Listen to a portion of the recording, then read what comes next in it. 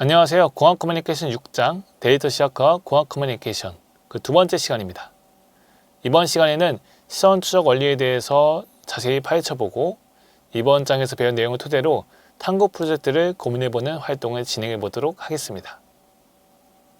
이번 시간의 학습 목표입니다. 이번 시간에는 시선 추적의 원리에 대해서 알아보도록 하겠습니다. 또 시선 추적을 하였으면 그 결과물을 분석할 수 있어야겠죠. 시선 추적의 결과물을 해석하고 설명하는 방법에 대해서도 공부해 보도록 하겠습니다. 본격적인 수업에 들어가기 앞서 한 가지 실험을 진행해 보도록 하겠습니다. 지금 교재를 가지고 있는 학생은 책을 잠시 덮고 교재 표지를 한번 봐볼까요? 교재가 없는 학생은 이 화면에 있는 표지를 한번 보도록 하겠습니다. 여러분 표지를 보았을 때 가장 먼저 무엇이 눈에 들어왔나요? 책의 제목이 먼저 눈에 들어왔다는 학생도 있을 수 있고 사파의 자동차가 먼저 눈에 들어왔다는 학생이 있을 수도 있을 것 같습니다. 그러면 이제 다시 한번 책을 치우고 이번 선생님이 표지 안에 있는 사람의 수를 세어본다는 과제를 드리겠습니다. 다시 한번 표지를 볼까요? 표지에는 총 10명의 사람이 있는데요. 이번에 표지를 볼 때 여러분의 시선은 어디를 향했습니까? 당연히 표지 속 사람들을 향해 갔었겠죠? 만약 여러분이 시선을 간 곳을 시각화에 표시한다면 여러분이 어떤 의도를 가지고 표지를 보았는지를 분석할 수 있을 것입니다. 이번 시간에 이렇게 우리의 시선이 가는 곳을 추적하여 이를 분석하고 시각화하는 시선 추적 기술의 원리에 대해서 함께 공부해 보도록 하겠습니다. 시선 추적기란 무엇일까요? 시선 추적기란 바로 우리의 눈, 즉 안구의 움직임을 기록하는 하드웨어, 기계를 말하는데요. 그렇다면 시선 추적 기술이란 무엇일까요? 시선 추적 기술이란 우리가 화면에 띄어진 어떤 장면을 볼 때 어느 부분을 얼마만큼 보고 있는지를 데이터로 분석하는 소프트웨어 시스템을 말합니다. 안구 운동을 측정하는 초기 연구에서는 콘택트 렌즈와 같은 장치를 안구에 직접 부착하는 방법을 사용하였는데요. 이러한 방식은 시선 좌표를 정확하게 추적할 수 없으며 피해자의 눈을 아프게 하였기 때문에 문제가 되었습니다. 이러한 문제는 버스웰이 안구에 반사된 빛을 필름에 기록하는 비침습적 시선 추적기를 개발하면서 어느 정도 해결되었는데요. 버스웰은 좌측과 같이 책을 읽거나 그림을 감상하는 사람들의 안구 운동을 추적하는 실험을 하면서 실험 결과를 다양한 방식으로 시각화하는 방법을 제안하였습니다. 이는 오늘날까지 사용하는 감시 영역 분석과 시선 흐름 맵인데요. 이 모두 버스웰이 처음 제안하였습니다. 다음의 그림은 가스시카 후쿠시야가가 그린 가나가와 해변의 높은 파도 아래라는 그림인데요. 이 그림을 보는 피험자의 관심 영역과 시선 흐름을 버스웰이 분석하여 시각적으로 나타낸 것입니다. 버스웰 시선 추적 장치는 알프레드 야버스에 의해서 더욱 발전되었는데요. 알프레드 야버스는 저체 사진과 같이 카메라 기반 시선 추적기를 개발하였습니다. 야버스의 시선 추적기는 거울과 조명을 조절해 안구 운동을 추적하는 방식이었는데요. 야버스의 장치는 피험자의 눈에 부착하는 컵 형태의 장치를 완전히 없애지는 못했지만 시선의 흐름을 정확한 선으로 추적하여 정확한 결과물을 산출해낼 수 있었습니다. 다음의 그림은 야버스가 실험에 사용한 일리아 레빈의 그림 예상치 못한 방문자인데요. 야버스는 먼저 피험자들에게 그림을 자유롭게 감상하려고 하고 이때의 안구 운동 경로를 측정하였습니다. 아무런 과제가 주어지지 않은 상태로 그림을 감상하도록 하면 좌측과 같이 피험자들은 그림의 구도를 따라가면서 그림을 훑어보게 되는데요. 그림 속에 인물이 있는 경우에는 일반적으로 인물의 얼굴에 시선이 많이 가게 됩니다. 야버스는 이 실험 이후 이번에는 피험자에게 특정 과제를 주고 그림을 보도록 하였는데요. 다음은 피험자에게 인물의 나이를 추론하도록 하는 과제를 주었을 때 안구 운동 경로를 나타낸 것입니다.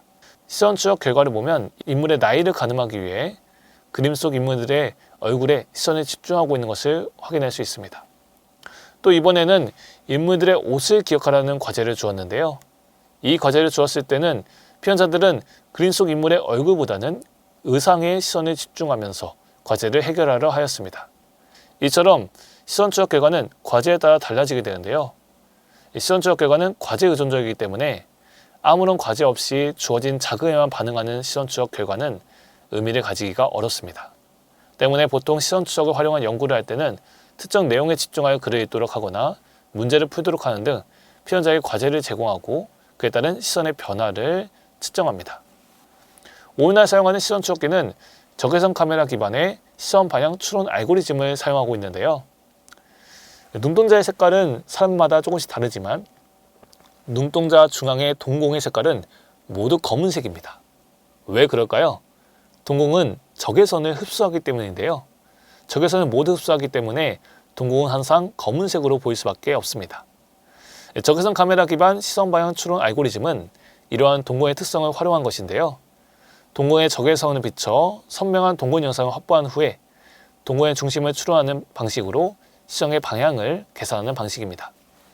이처럼 시선 추적 기술은 하드웨어 중심의 안구 추적 기술에서 시작해요. 적외선 카메라를 기반으로 하는 시선 추적 소프트웨어 시스템을 발전하였는데요. 앞으로는 일반 카메라로 촬영한 영상을 분석하여 시선의 방향을 추적하는 수준으로까지 발전할 것입니다. 지금까지 시선 추적 분석의 원리에 대해서 알아보았는데요. 그렇다면 이렇게 시선 추적을 통해 얻은 결과물에는 무엇이 있으며 이를 통해 우리는 무엇을 분석할 수 있을까요? 시선 추적 결과물은 정량 분석과 시각화 분석으로 나눠볼 수 있습니다. 먼저 정량 분석에 대해서 자세하게 알아보도록 하겠습니다. 시선 추적기는 동공의 움직임을 시선관으로 추적하면서 시선이 어디에 머물렀는지, 시선의 위치 정보와 시선이 얼마나 머물렀는지, 시선이 머문 시간을 정확하게 측정하여 이를 정량 데이터로 산출하는데요. 시선 추적기가 산출한 정량 데이터는 주로 피험자의 읽기 능력을 추론하는 데 사용됩니다. 즉, 글을 읽으면서 피험자가 어디에 시선을 머물렀는지 그리고 얼마나 머물렀는지 등을 통해 피험자가 가진 읽기 능력을 추론할 수 있다는 것이죠. 시선 추적 결과물의 정량 분석은 다음과 같이 5개로 나누어 볼 수 있는데요. 시선 고정 빈도, 즉 시선 고정이 얼마나 자주 일어났는가, 시선 고정 시간, 시선 고정이 얼마 동안 이루어졌는가, 도약하는 횟수, 글을 읽던 중 다른 곳으로 이동한 횟수가 얼마나 되는가, 그리고 도약하는 진폭, 그 진폭은 어느 정도인가, 그리고 되돌아가는 횟수, 글을 읽다가 다시 되돌아가는 횟수는 얼마나 되는가 등의 정량적인 수치를 중심으로 시선 추적의 결과물을 분석합니다. 지금부터 각각의 시선 추적 결과물에 대해서 하나씩 알아보도록 하겠습니다. 우리가 글을 읽다 보면 글의 어느 한 부분에 시선이 고정되는 경우가 있는데요. 이러한 시선 고정이 일어나는 까닭은 그 순간 테스트의 정보를 두뇌에 입력하기 때문입니다. 특정 지점에 시선이 멈췄다는 것은 달리 말하자면 독자 입장에서 그 지점이 다른 부분보다 주목할 만한 요소가 있다는 의미이기도 한데요. 정량 분석에서는 시선 고정이 얼마나 일어났는지 그 빈도를 측정하여 분석합니다. 시선 고정 시간은 피험자가 특정 물체나 지점에 시선을 응시한 시간을 측정한 것인데요. 이는 해당 부분의 정보를 인지 처리하는 데 필요한 시간을 의미합니다. 따라서 시선 고정 시간은 대부분의 시선 추적 연구에서 중요한 변수로 다루어지고 있습니다. 글을 읽는데 미숙한 독자는 당연히 시선이 고정되는 빈도도 많고 고정 시간도 긴 경우가 많은데요. 잘 모르는 글을 읽거나 익숙하지 않은 외국어를 읽을 때에도 이런 현상이 발생합니다. 하지만 능숙하게 글을 읽는 독자의 경우에도 특정 단어의 의미를 정확히 되새겨보면서 정독하는 경우도 많습니다. 따라서 시선 고정 빈도와 고정 시간만으로 읽기 능력을 정량하여 판단하는 것은 곤란합니다. 도약은 현재 내가 바라보고 있는 부분에서 다른 부분으로 시선을 빠르게 옮기는 행위인데요. 우리가 물건을 찾을 때와 같이 도약은 일상생활에서 주위 환경을 탐색하면서 자연스럽게 일어나는 행위입니다. 글이나 시각 자료를 읽는 과정에서 도약이 일어날 때는 이미 시간이 지나갔던 곳을 다시 확인하기 위해 신속하게 되돌아가는 회귀 현상이 자주 발생하는데요. 도약이나 회귀는 미숙한 독자에게서 자주 발생하기도 하지만 중요한 것을 다시 확인하는 능숙한 독자의 자발적인 도약도 많기 때문에 이 역시 미숙한 독자와 능숙한 독자를 변별하는 지표로 단정짓기는 어렵습니다. 결국 정량 분석은 읽기 능력의 객관적인 지표가 되기 어려운 것이죠. 읽기 과제가 어떻게 설계되느냐에 따라 능숙한 독자와 미숙한 독자의 패턴이 달라지기 때문에 이를 일반화할 수 없기 때문입니다. 달리 말해 시선 추적의 과제를 어떻게 설계하느냐에 따라 정량 데이터가 다르게 나타날 수밖에 없다는 것이죠. 따라서 정량 문서 자체만으로는 피해자의 읽기 능력을 판단하기는 어렵습니다. 시선 추적 결과물을 분석하는 또 다른 방법에는 시각화 분석이 있는데요. 시각화 분석에는 히트맵과 시선 흐름맵이 있습니다. 히트맵은 적외선 카메라처럼 시선이 집중되는 부분을 마치 불이 타오르는 것처럼 시각적으로 비유하여 나타내는 것인데요. 히트맵은 시선 추적 결과를 분석하는 방식 중 가장 직관적으로 쉽게 파악할 수 있는 시각화 기법입니다. 히트맵은 개인의 읽기 능력을 보여주기보다는 다수의 피해자 데이터가 누적되었을 때 해당 집단의 시선 추적 경향성을 파악하기가 쉽다는 이점이 있습니다. 시선 흐름맵은 과제 기반 설계가 잘 된 경우 한 개인의 사고 과정을 요약하여 파악할 수 있는 시각화 기법인데요. 시선 흐름선에 나타나는 원은 시선이 머무는 곳에 해당하고요. 머무는 시간은 원의 크기로 표현됩니다. 다음은 같은 측정값을 시선 흐름맵과 히트맵으로 크게 다르게 표현한 것인데요. 이렇게 보니 이 두 시각화 방식의 차이를 한눈에 알아볼 수 있겠죠? 그렇다면 이러한 시선 추적 결과물을 활용하여 어떤 융합 프로젝트를 진행할 수 있을까요? 교재 203쪽에는 미림여자고등학교의 교과 기반 프로젝트 사례가 나와 있습니다. 이 프로젝트는 시선 추적 장치를 활용하여 기상 보도를 시청하는 피해자들의 시선을 추적하는 실험을 진행하였는데요. 이를 통해 기상 보도의 방식이 시청자의 시선에 끼치는 영향을 분석하였습니다.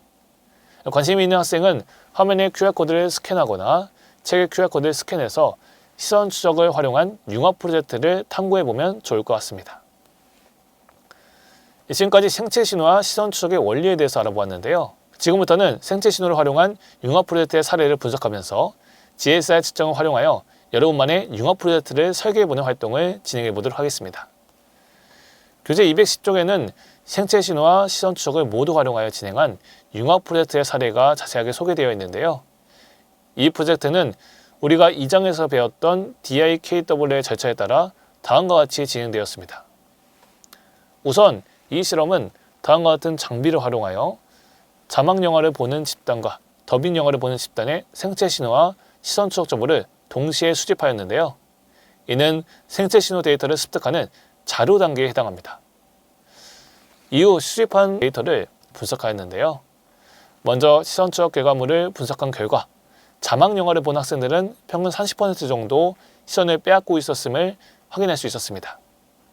다음으로 GSI 측정값을 분석하여 자율신경계 각성 반응을 비교한 결과 더빙 영화를 본 학생들은 영화의 흐름에 따라 GSI 값이 변하였지만 자막 영화를 본 학생들은 더빙 영화를 본 학생에 비해 상대적으로 그 반응이 미미하였음을 확인하였습니다. 뇌파 분석의 경우 두 집단의 뇌파가 다른 패턴을 보임을 확인하여 자막 영화를 본 집단과 더빙 영화를 본 집단이 서로 다르게 영화를 수용하고 있음을 파악하였습니다.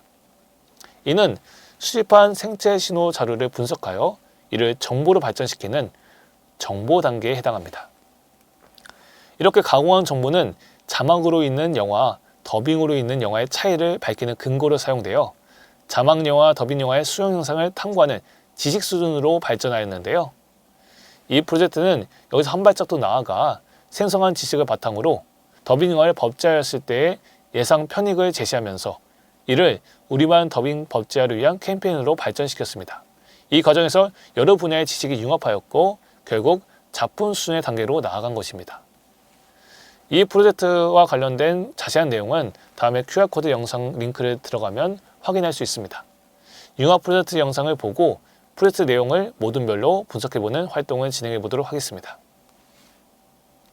프로젝트 내용을 분석하였으면 GSI 측정을 활용한 여러분만의 융합 프로젝트를 설계한 후 앞선 융합 프로젝트 사례와 같이 DIKW의 과정을 거쳐 이를 작품으로 만들어가는 융합 프로젝트 활동을 진행하도록 하겠습니다. 이번 시간에는 시선 추적의 원리와 시선 추적의 결과물을 활용하는 방법에 대해서 공부해 보았는데요. 또 생체 신호와 시선 추적을 활용한 융합 프로젝트를 살펴보면서 여러분만의 융합 프로젝트를 고민해보는 활동을 진행해 보았습니다. 여러분이 어떤 융합 프로젝트를 진행할지 정말 기대가 되는데요. 교과 시간에 배운 지식을 활용하여 여러분만의 의미 있는 작품을 완성해 주었으면 좋겠습니다. 다음 시간 7장에서는 사고 실험과 공학 커뮤니케이션에 대해서 알아보도록 하겠습니다. 이번 시간도 수업 듣느라 고생 많으셨습니다. 다음 시간에 뵙겠습니다. 감사합니다.